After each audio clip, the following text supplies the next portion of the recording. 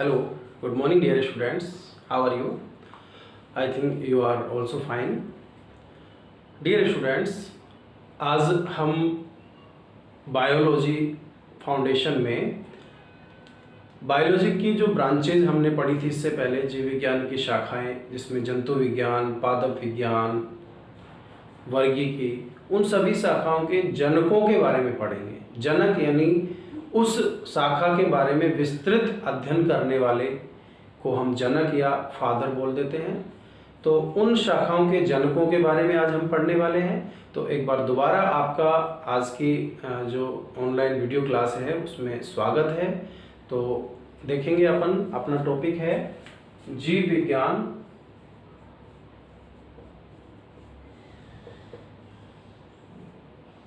की विभिन्न शाखाओं के जनक।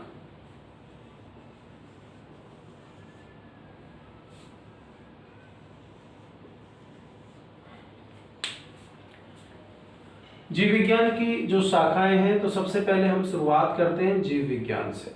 जीव विज्ञान यानी बायोलॉजी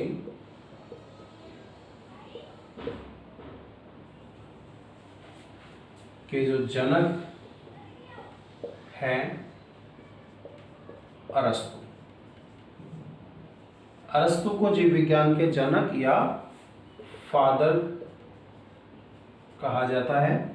क्यों कहा जाता है? क्योंकि अरस्तु ने ही सबसे पहले जीवों के बारे में अध्ययन किया, एक लिखित और एक सैद्धांतिक अध्ययन किया, तो इसलिए इनको जीव विज्ञान का जनक कह देते हैं।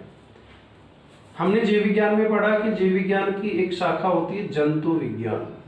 जंतु विज्ञान यानी जूलॉजी।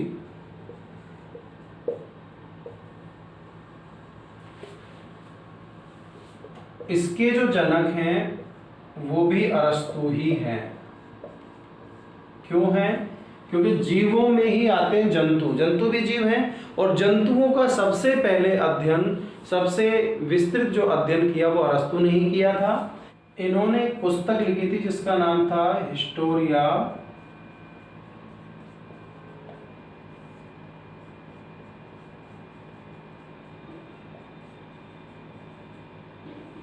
एनिमेलियम। तो इन्होंने सबसे पहले जंतुओं का अध्ययन किया, उनके ऊपर एक पुस्तक भी लिखी जिसमें लगभग 500 जंतुओं का इन्होंने वर्गीकरण किया था, उनके बारे में अध्ययन किया था। इसलिए इनको जंतु विज्ञान का जनक भी कहते हैं। जीव विज्ञान की एक शाखा और थी वनस्पति विज्ञान।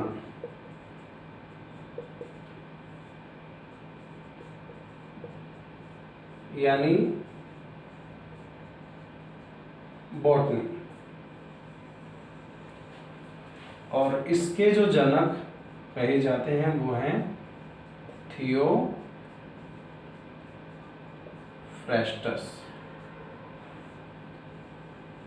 इन्होंने भी एक पुस्तक लिखी जिसका नाम था हिस्टोरिया प्लांटेरम। पुस्तक का नाम क्या था? Historia plantarum. इन्होंने, थियोफ्रेस्टस ने हिस्टोरिया प्लांटेरम बुक में लगभग 500 पौधों के बारे में विस्तृत जानकारियां लिखी। इसलिए इनको पादप जगत यानी वनस्पति विज्ञान का जनक कहा जाता है। ठीक है। अब देखो, यहाँ पर हमने इससे पहले वाले वीडियो में जैसे पढ़ा था कि बायोलॉजी जो वर्ड है वो ग्रीक भाषा के दो शब्दों बायोज प्लस लोगोस से लिया गया है। बायोज का मतलब होता है जीव और लोगस का मतलब अध्ययन, यानी जीवों का अध्ययन। जूलॉजी दो ग्रीक वर्डों से लिया गया है, जून प्लस लोगोस। जून मतलब एनिमल यानी जंतु, लोगोस मतलब अध्ययन। वनस्पति विज्ञान एक ग्रीक वर्ड बोटेन से लिया गया है। बोटेन का मतलब होता है हर्ब्स। हर्ब्स यानी पौधे। तो पौधे यानी वनस्पतियों का अध्ययन किसमें करते हैं? बॉटनी में करते हैं। तो वनस्पति विज्ञान का जनक हम थियोफ्रेस्टस को कहते हैं।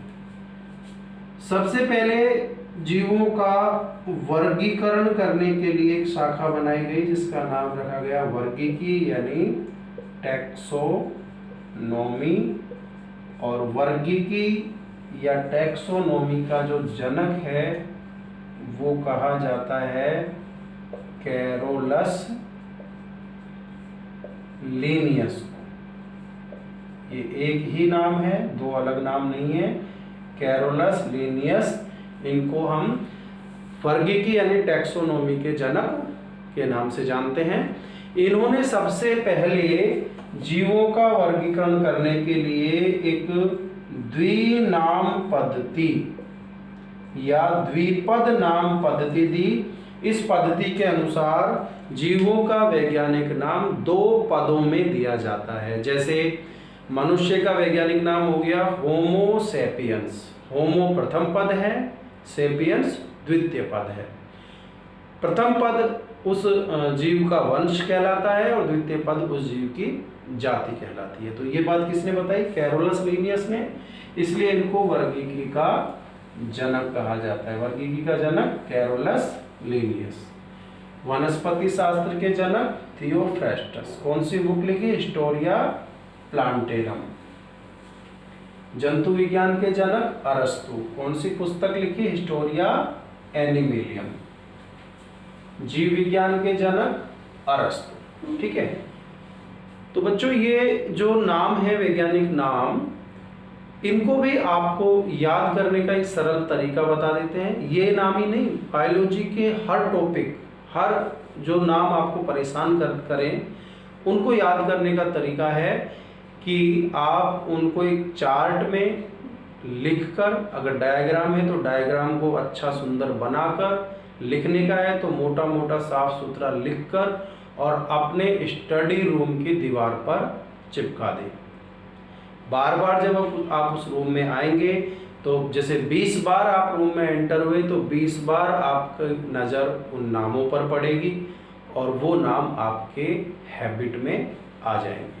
तो इस तरह से हम इससे हमारा जो रूम है वो भी एक डेकोरेटेड लगेगा। डेकोरेटेड का मतलब है कि ये सजावटी चीज़ों से डेकोरेशन नहीं होता है, नॉलेज वाली चीज़ों से होता है। आपका रूम एक वास्तविक रूप में एक स्टडी रूम लगेगा और बायोलॉजी के स्टूडेंट होने के नाते आपको अपने रूम में जो बायोलॉजी से संबंधित जो भी सामग्रियां हैं, जैसे चार्ट हैं, ये जो स्पेशल नाम हैं जनकों के, पौधों की जो विशेषताएं हैं उनको, अच्छा इनको हाथ से लिख कर और इस तरह से चिपकाने से क्या फ़ायदा होगा? आपको ज़्यादा याद होगा।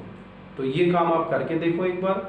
आपका बायोलॉजी से, मैं कहता हूँ बायोलॉजी से आपको मतलब प्यार हो जाएगा। बायोलॉजी सब्जेक्ट जो है उसको पढ़ने का मन करेगा और इस तरह से बायोलॉजी में आपका इंटरेस्ट भी डेवलप होगा, डेफिनेट होगा। ठीक है। तो इसकी और शाखाओं के बारे में हम बात करें तो जैसे एक शाखा होती है सूक्ष्म जैविकी यानी माइक्रो बायोलॉजी। सूक्ष्म जैविकी यानी माइक्रो बायोलॉजी के जो जनक हैं, ये जनक कहे जाते हैं लुईस पाश्चर। क्योंकि सबसे पहले सूक्ष्म जीवों के बारे में विस्तृत अध्ययन प्रयोगों के द्वारा उनसे जो यूजफुल चीज़ें प्राप्त करना, जैसे पाश्चर ने पास्तुरीकरण प्रक्रिया दी, जिसमें पाश्चराइजेशन प्रोसेस हम अलग से भी पढ़ेंगे।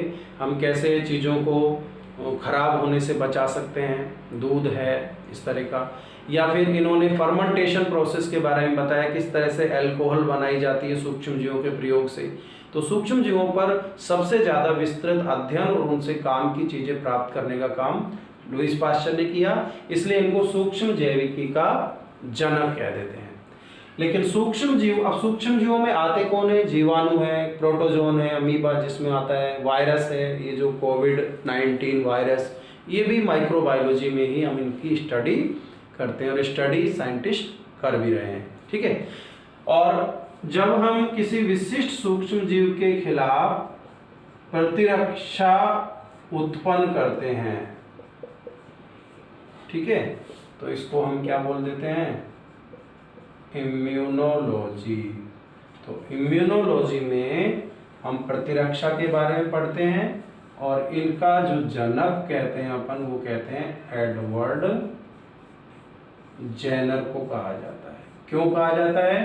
क्योंकि सबसे पहले टीका वैक्सीन अभी बना रहे हैं वैज्ञानिक कोविड-19 के विरुद्ध लगे पड़े हैं। हमारा देश भी उसमें बहुत हद तक सफल हो चुका है। सभी की नज़रें, इवन अपनी भी जो नज़रें टिकी हुई है कि वैक्सीन कब बनने वाला है। तो वैक्सीन का प्रिंसिपल क्या होता है कि वो जो सूक्ष्म जीव है, जैसे वायरस है कोविड-19, सबसे पहले इसकी संरचना समझी जाती है, फिर इसका जीवों पर क्या प्रभाव है उसका अध्ययन करते हैं, फिर इसकी कुछ मात्रा लेकर डोज के रूप में जीवों में प्रवेश कराते हैं, मनुष्य में भी प्रवेश कराते हैं और उसका असर देखते हैं कि शरीर उसके खिलाफ कैसे एंटीबॉडी बनाता है। अगर शरीर ने एंटीबॉडी बना लिए, उसको नष्ट कर दिया, तो वैक्सीन मान्यता प्राप्त कर लेती है। तो सबसे पहले चेचक की वैक्सीन बनाई थी एडवर्ड जेनर ने। किन्होंने बनाई थी?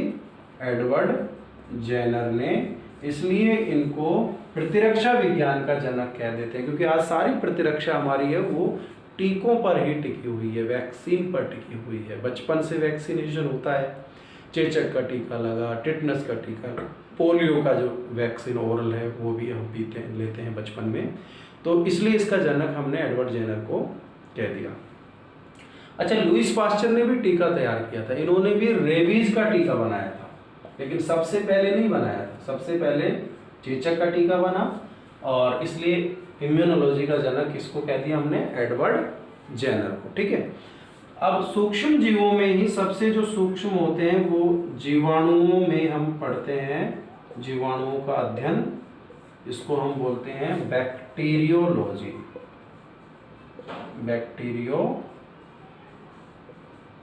तो बैक्टीरियोलॉजी में किसका अध्ययन करते हैं? बैक्टीरिया का। और इसके जो जनक हैं, इसके जनक कहे जाते हैं रॉबर्ट कॉच। इन्होंने बैक्टीरिया पर, उनकी पैथोजेनिसिटी पर, वो उनकी रोग क्षमता पर, कैसे रोग उत्पन्न करते हैं, कितने घातक हो सकते हैं, इसका विस्तृत अध्ययन किया। इसलिए जीवाणु विज्ञान का जनक हम रॉबर्ट कॉच को कहते हैं। ठीक है, तो जीवाणु विज्ञान के जनक कौन हो गए? Robert Koch. इसके बाद हम एक और शब्द ले रहे हैं, आनुवांशिकी, यानी जेनेटिक्स। आनुवांशिकी यानी जेनेटिक्स के जनक कहे जाते हैं जी.जे. यानी ग्रेगर जॉन मेंडल। बहुत पढ़ा है, बचपन से पढ़ा है इनके बारे में हमने कि ये चर्च में पादरी थे, ये वैज्ञानिक नहीं थे, लेकिन फिर भी इनकी सोच वैज्ञानिक थी। इन्होंने वो खोज करके दिखा दी जो बड़े से बड़े वैज्ञानिक नहीं कर पाए। इन्होंने ही बताया कि हमारे अंदर जो लक्षण है हमारे जनकों से आते हैं और विभिन्नताएं भी जनकों से आती। इन्हीं के आधार पर आज अच्छी अच्छी किस्म की फसलें, अच्छे अच्छे किस्म के पशु जो हैं वो विकसित किए जा रहे हैं, लेकिन इनको जीवन पर्यंत जो इनका ये श्रेय जो मिलना था वो नहीं मिल पाया। इनके मृत्यु के पश्चात ये श्रेय मिला। फिलहाल हम जो जेनेटिक्स के जनक कहते हैं वो किनको कहते हैं? ग्रेगर जॉन मेंडल को। तो आनुवांशिकी के जनक जी.जे. मेंडल, जीवाणु विज्ञान के जनक रॉबर्ट कॉच, प्रतिरक्षा विज्ञान के जनक एडवर्ड जेनर जिन्होंने चेचक का टीका तैयार किया, सूक्ष्म जैविकी के जनक लुईस पास्चर जिन्होंने रेबीज का टीका तैयार किया। ठीक है, तो ये जनक जो हैं इनको अच्छी तरह से एक नोटबुक में भी उतार लें, एक चार्ट बनाकर दीवार पर भी चिपका लें। बार बार जब आपकी नज़रों के सामने जो चीज़ आएगी आप वो उसको उतनी ही आसानी से जल्दी याद कर पाएंगे। ठीक है, तो अगला जो है वो है इकोसिस्टम, पारिस्थितिक तंत्र, जिसको बोलते हैं इकोसिस्टम। तो इसके जो जनक थे वो थे टेंसले। इन्होंने ही बताया कि जीवों का वातावरण के साथ जो संबंध है वो कैसे होता है और उसमें अपन क्या क्या चीज़ें पढ़ते हैं। चिकित्सा शास्त्र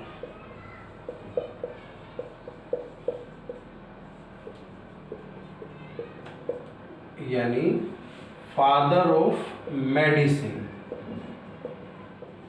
ठीक है, इकोसिस्टम, फादर ऑफ जो मेडिसिन अपन बोलते हैं वो बोलते हैं हिप्पोक्रेट्स को।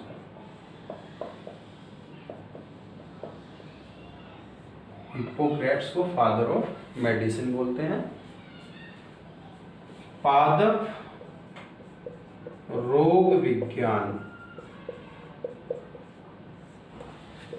प्लांट पैथोलॉजी के जनक